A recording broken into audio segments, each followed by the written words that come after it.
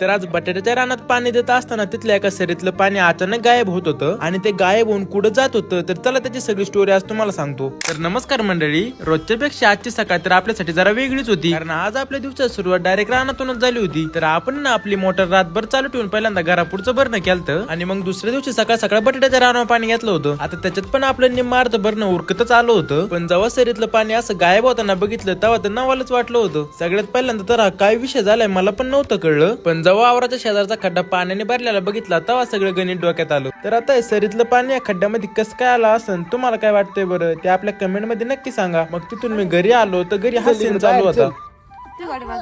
अगं मम्मीला शाळेत जायची, काय करायचे? चक्कर चक्कर मारायचे का?